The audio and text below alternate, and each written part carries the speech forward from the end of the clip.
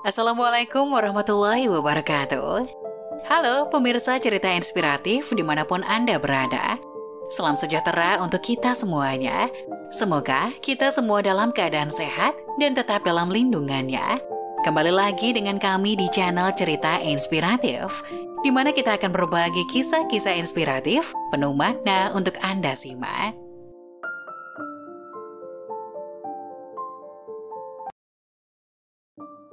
Kisah nyata, penggali kubur melihat mayat di asap, kondisinya mengerikan. Menjadi seorang penggali kubur memang punya banyak pengalaman dan fenomena-fenomena mustahil sampai kejadian mayat yang akan ditimbun tanah. Kisah nyata ini diceritakan langsung oleh seorang penggali kubur yang mengaku melihat kondisi mayat yang dimakamkan terkena asap.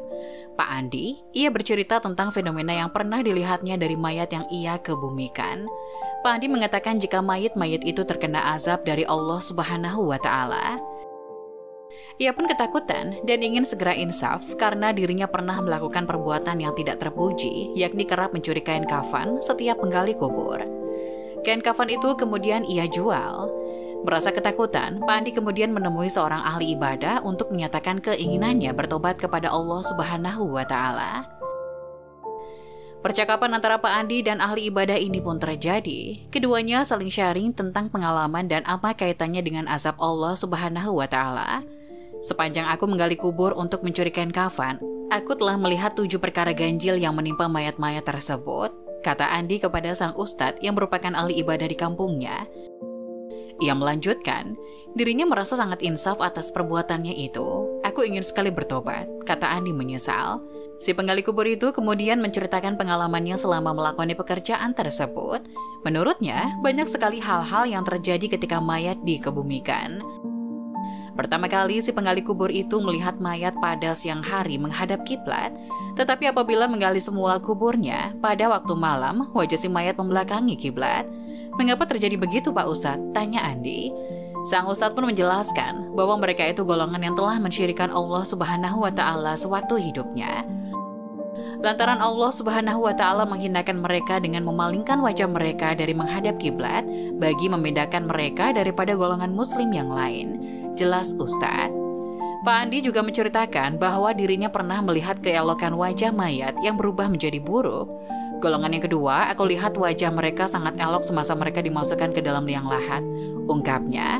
Namun ketika malam hari, ketika aku menggali kubur mereka, aku melihat wajah mereka telah berubah menjadi buruk. Mengapa begitu halnya Pak Ustadz? Tanyanya. Jawaban Pak Ustadz pun menohoknya. Menurutnya, mereka itu golongan orang-orang yang meremehkan dan meninggalkan sholat sewaktu hidupnya.